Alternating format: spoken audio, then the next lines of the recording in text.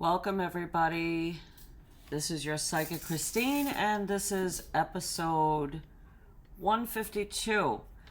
So, here in this episode, I want to talk about making decisions out of fear. Many of us, without realizing it, are making decisions about our lives which are fear-based. And many of us also think that, fear is a reality and that we should be going for security rather than happiness. So let's get into that a little deeper. So, for example, let's talk about your job. If you're unhappy with your current position or where you are in your job, feel like you're going around in circles, not making any headway, and whatever. So you have to ask yourself a question. Did you go down this path out of fear of not having and just wanting to be secure? Or did you actually follow your life's passion and what you thought would make you happy?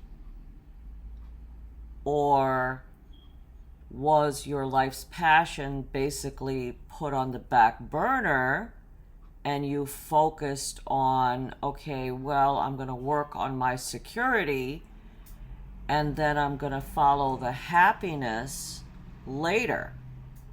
But somehow, by getting into, trying to become more secure, you found yourself in a vicious cycle and have not been able to break out of it, and it still feels like it's never enough to start following the path of what you're passionate about or what it is that makes you happy.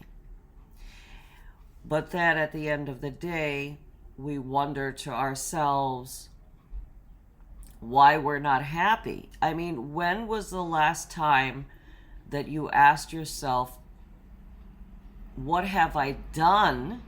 What actions or steps have I taken recently or at any time, not just recently, what steps or actions have I taken to reach the goal of happiness? I mean, think about that for a moment. This can even apply to your love life. I'll give you an example of what I mean when it comes to love and relationships. Sometimes we look at a relationship as a part of wanting to have a relationship with someone that turns into marriage as if it were, a target goal. We want to reach the goal of marriage. So when we become too fixated on reaching the goal of marriage, what do we start to do? We start to ignore the red flags. We start sweeping those red flags under the rug. For example, the person that we're wanting to be with doesn't answer our calls or initiate a call. That is definitely a red flag. Okay? That's a red flag. So we start kind of, like I said, we become so fixated on the goal, thinking to ourselves, okay, that's not important, that we're, in time that will change or whatever. But what if it doesn't? We also have to think about that. Many of us also fall into the trap of getting into a relationship, just like I mentioned about the job, Well, maybe this will get better in 5 years. Maybe not. So you have to base your decisions on what you see. And we also have to ask ourselves another question. What is the issue with us being able to trust ourselves? Why do we find it such a challenge to trust our own intuition, our feelings about stuff? Why do we do that? And I'll tell you why we do that. Because after we've set ourselves up for disappointment, because we're making decisions, we forgot how we got into stuff. For example, like what I started the conversation about, you went for the security, you didn't go for the happy, you forgot that you did that. And now you're unhappy. And now you're disappointed. We got into the relationship, we saw the red flags, and now this turned into a breakup. And we're actually surprised because we forgot that we ignored the red flags, and now we're disappointed because we just forgot. I mean, that really does happen. I'm sure it's happening to a lot of my listeners, even now as I'm talking about this.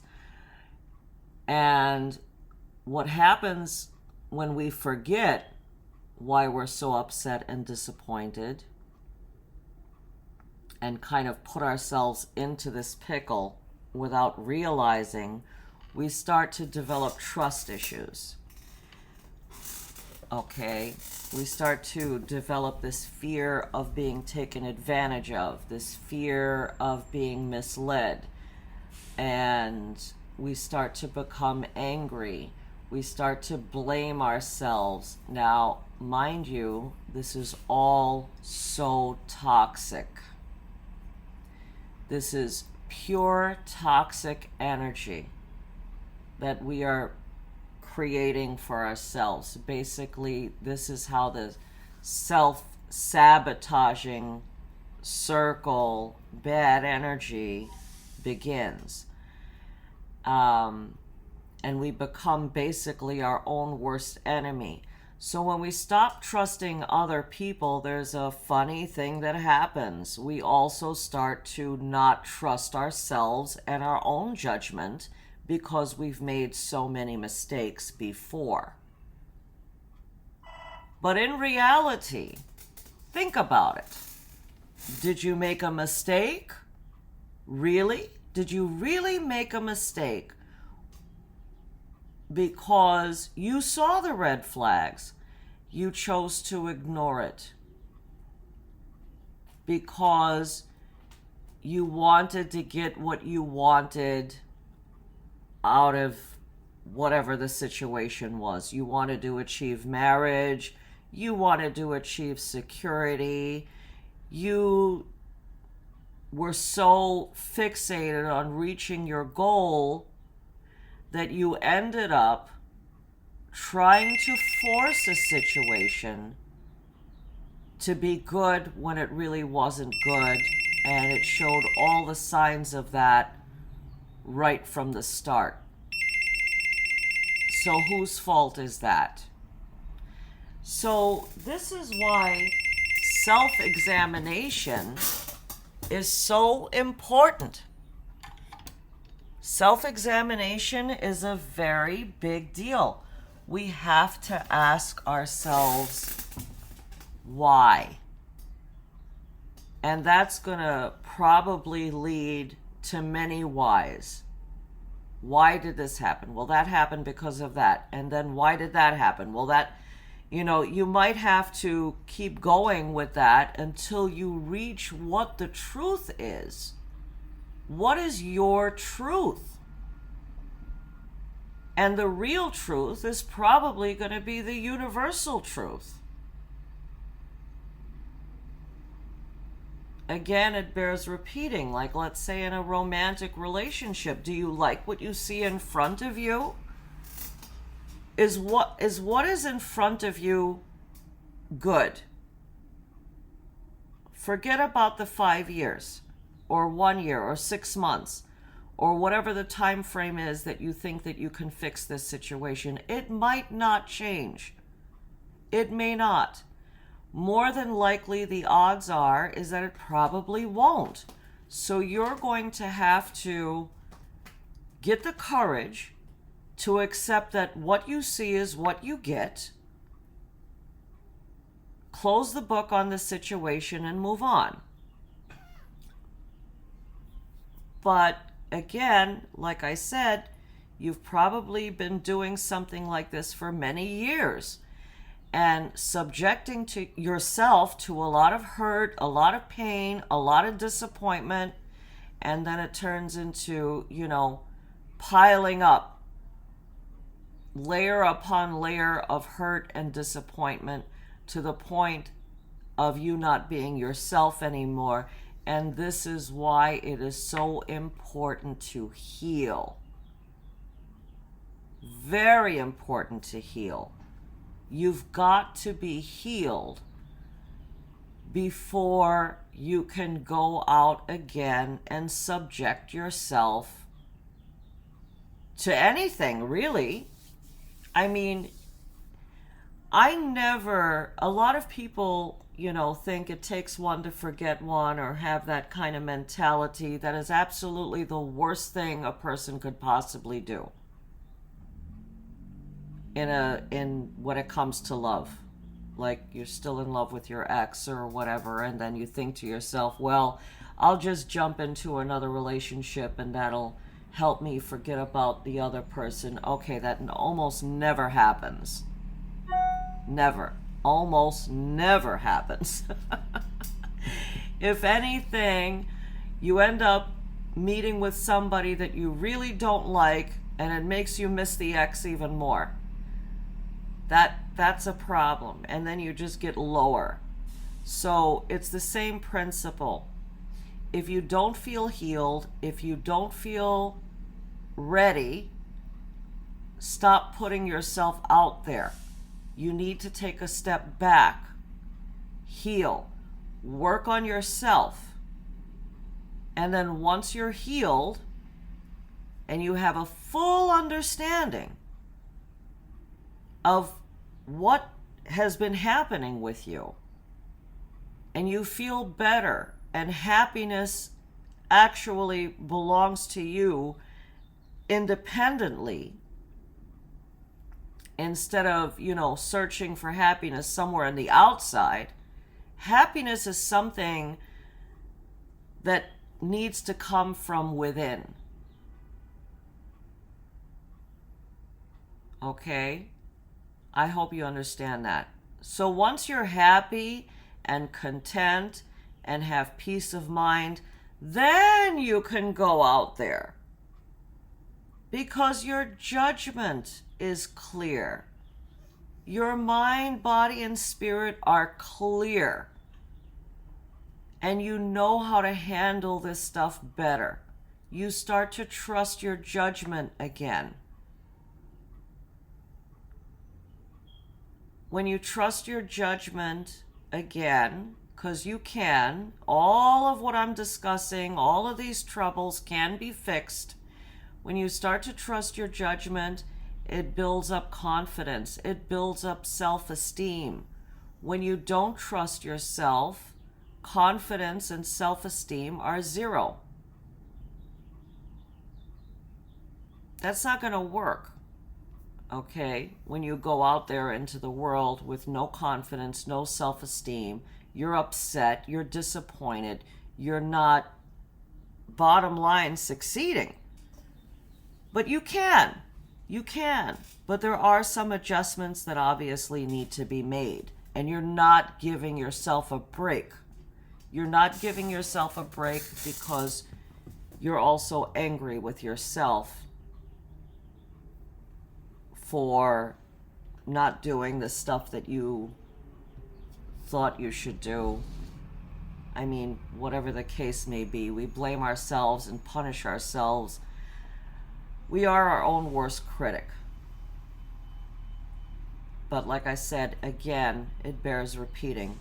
There are solutions to this stuff. It's not all gloom and doom. Loving yourself is very important. I know when I say that I sound like a broken record because I bring that up so much, but you have to learn to take care of yourself. You have to be able to tell yourself, I'm not ready for this. I don't want to put myself out there right now. I do, ultimately, but I need to allow myself to heal before I start putting myself out there. I need to give myself a break. And when things are not working out, that is the universe. Like if you find yourself in a spiral of kind of negative, vicious cycle, or falling into patterns or whatever, this is the universe, and nothing was working. Whatever it is that you try to do, you end up feeling rejected and defeated. That's the universe trying to tell you, hey, take a step back.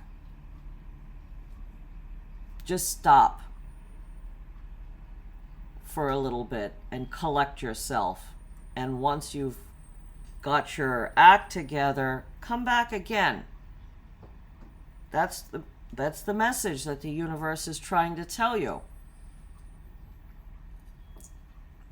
So I hope a lot of what I'm talking about today is resonating with many of my listeners today. And yeah, so I guess this is pretty much all I'm trying to say to you today. To give yourself a break and make sure that you're healed. Ask yourself why. And then when you start asking yourself what your why is, then everything is going to start showing itself to you. Another important thing, happiness. Feeling good, happiness, being okay. I'm sure that many of my listeners are having an issue with, happiness is something out there. And that's a big problem when you think that happiness is out there somewhere. Happiness is not out there somewhere. Happiness is something that needs to already be inside of you. Because when you start to become dependent on other people to bring you happiness, that's a big problem too. Because people have moods, okay? Sometimes they're saying and doing the things that you want them to say and hope they'll do, and sometimes not, depending on their mood. So what happens to you is that you start kind of falling on that, dependency, where one day when they're doing all the right stuff, you feel happy, and then the next day they're not in such a good mood, and you're not feeling happy, you're feeling miserable, you're second guessing everything again. So does that sound like a plan? It sounds very reactive to me. You've become reactive on another person's mood. And human beings have moods. So do you. So if happiness is dependent on what other people are saying and doing, you have a problem. You're constantly, I'm high today, I'm low today, I'm all over the place. We might even get a psychological diagnosis of like a mental health problem, when in reality the problem is that you're dependent on what other people are doing. And that's whether you're happy or not. But you have to own happiness. You can be happy without everybody doing the right thing. it's leaving you, when your happiness is dependent on other people's actions, obviously what I'm trying to say is this is putting you in a crazy vulnerable position. And like I said, causing you to be reactive. But if you can find your inner happiness, and you can, then you're going to be proactive. And those happy energies, when you're feeling good about yourself, like what does that mean to be happy? Let's get into that. What does inner happiness mean? I feel confident. I feel good. My self-esteem is good. I trust my judgment. I feel balanced. I'm sure of myself. I follow my passions. And of course, I'm happy. So if I find a nice relationship or if I land that awesome job, I'm happier. I'm happier. That's how we're supposed to feel when outside things work out for us. It's making me happier. It's not dependent on the outside factors. If things aren't going right on the outside world for me, and I'm not getting the yeses and all of what I'm looking for, I'm not unhappy. I mean, that didn't work out, but that's not the end of the line for me. I'm disappointed. That's the correct feeling to have. I feel disappointed, not unhappy. I'm disappointed. Okay?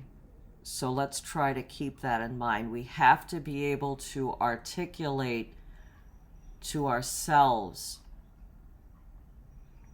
what's really going on. I'm happy, but not getting what I wanted when I applied for that job or relationship, whatever it is. I'm disappointed that it didn't work out, but I'm not unhappy. I'm still happy. So, like I said, that's what it's pretty much all about. So I would like all of my listeners to go over to my website, go to my blog. I have lots of healing videos, ebooks that you can download, lots of free tools that you can use for yourself that will help you in your life's journey. Lots of services that you can take advantage of. So go ahead to my website, psychicreadingexpert.com, and I'm also going to put up a link below so you can go ahead and balance your chakras. And like I said, how great would it be to take advantage of my guided meditations, these downloadable ebooks that I've got set up for you, and be able to work on yourself. And of course, if you need any help, any extra whatever, I'm here for you. You can always book a session with me, and like I said, we can help to get to the root of whatever your troubles are and work on fixing them. So thank you so much for being here. I want to wish you all the very best of luck.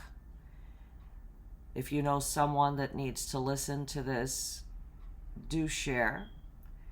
And like I said, visit my website, psychicreadingexpert.com, and I'm looking forward to serving you. Namaste, everybody. Enjoy the rest of your day.